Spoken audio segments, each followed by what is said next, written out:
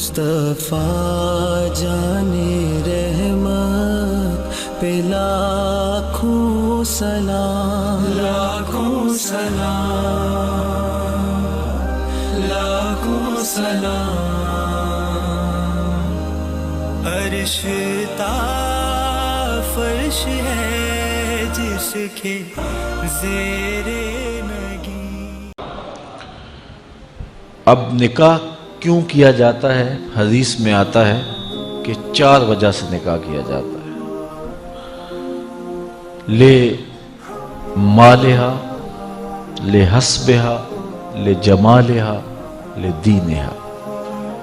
کسی خاتون سے نکاح اس کے مال کی وجہ سے کیا جاتا ہے کہ وہ مالدار بہت ہے تو میرے ہاتھ بھی مال آ جائے گا، یا اس کے حسب و نسب کی وجہ سے کیا جاتا ہے کہ عالی مرتبت خاندان سے میرا رشتہ ازدواج کا قائم ہو جائے گا۔ ہمارے دیہاتوں میں کہتے ہیں کہ بازو بن جائیں گے۔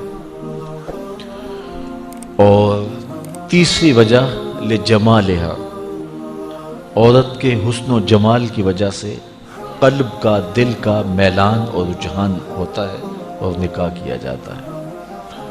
اور چوتھی وجہ لدینہا، کسی کے دین کی وجہ سے نکاح کیا جاتا ہے، اور حضور نے فرمایا دین کی وجہ سے نکاح کرنے والا کامیاب ہے۔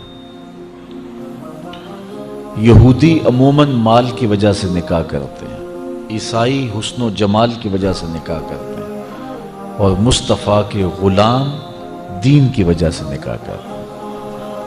حضور نے ارشاد فرمایا جب تمہیں کوئی پیغام نکاح بھیجے اور تمہیں اس کا دین اور اس کے اخلاق پسند ہوں تو پھر انکار نہ کرو، نکاح کر دو۔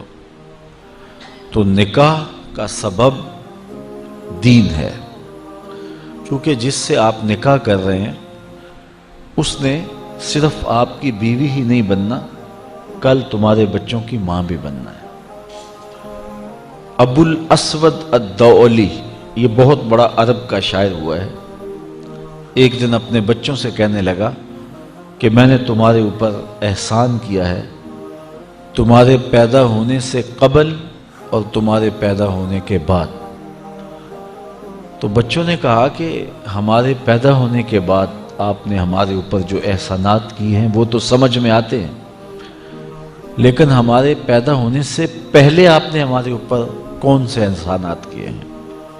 تو ابو الاسود الدؤلی کہنے لگا کہ میں جب اپنے لیے نکاح کے لیے خاتون تلاش کرنے لگا تو میں ایک شاعر ہوں، تو میری طبع میں یہ تھا کہ میں خوبصورت خاتون سے نکاح کروں، لیکن میں نے پھر یہ سوچا کہ میں اپنی خواہش کو مقدم نہ رکھوں، میں اس خاتون کو تلاش کروں جو کل میرے بچوں کی اچھی ماں بن سکے۔ تو میں نے جب تلاش کی تو اچھی بیوی کے حوالے سے تلاش نہیں کی، تمہارے لیے اچھی ماں کی تلاش کی ہے، اور یہ میرا وہ احسان ہے جو تمہارے پیدا ہونے سے قبل میں نے تمہارے اوپر کیا ہے۔ حضور نبی رحمت صلی اللہ علیہ وآلہ وسلم نے ارشاد فرمایا 3 چیزیں انسان کی خوش بختی سے ہیں، اچھا گھر، اچھی بیوی اور اچھی سواری۔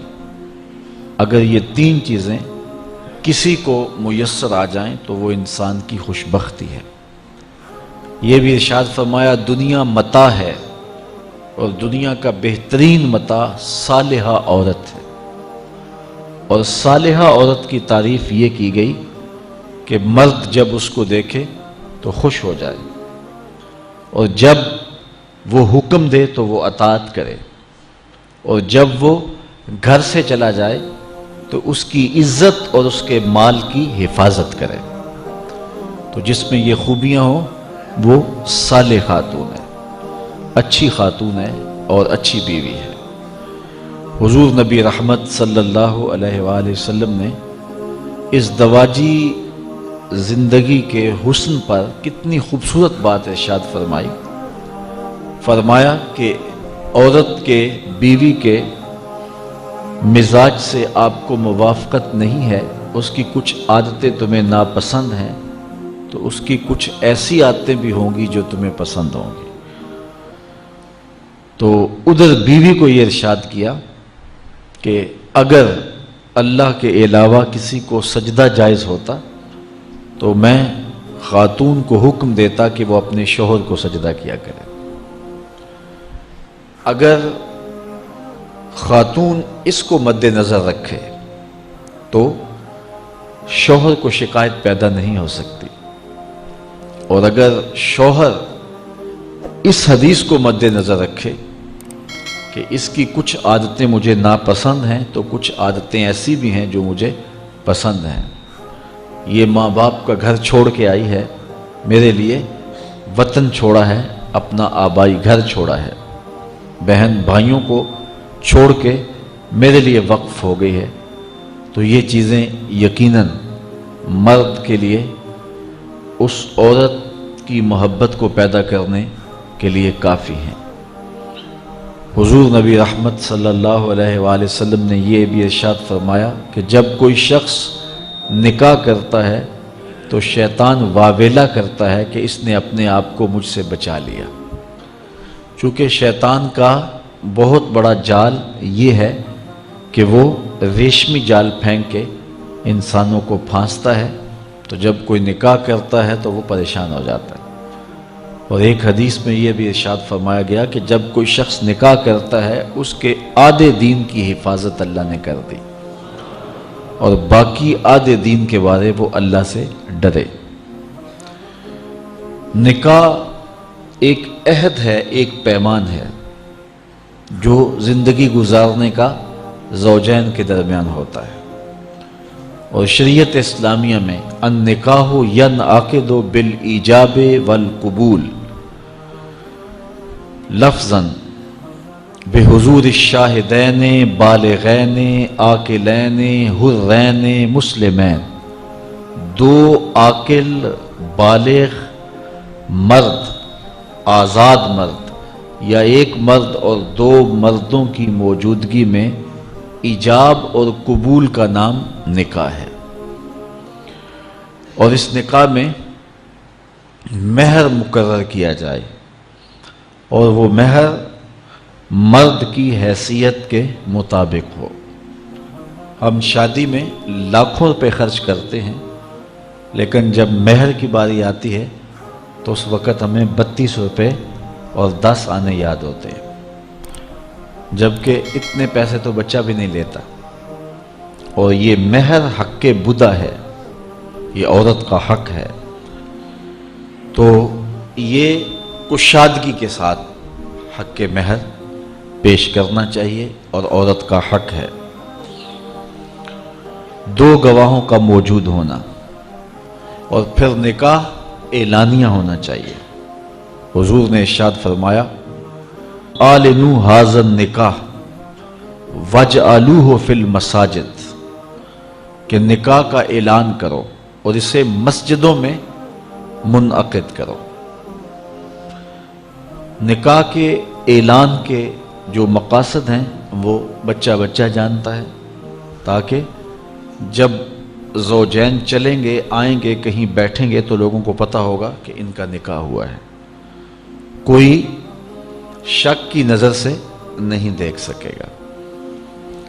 اور دوسرا ارشاد فرمایا اس کو مسجدوں کے اندر منعقد کرو، اور پہلے نکاح مساجد میں ہی ہوا کرتے تھے، لیکن پھر جوں مرور زمانہ کے ساتھ تبدیلیاں آئیں تو ایک تبدیلی یہ بھی آئی کہ نکاح مسجدوں میں نہ ہونے لگے۔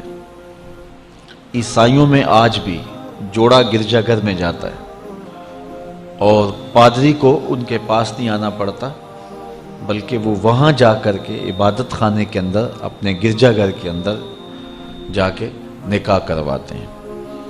تو آج بھی نکاح کی برکتیں حاصل کرنے کے لیے ہم اس کو مساجد کے اندر منعقد کرنے کا جو شرعی حکم ہے اس کی پابندی کریں تو نکاح کے اندر بہت ساری خیر و برکت پیدا ہوگی۔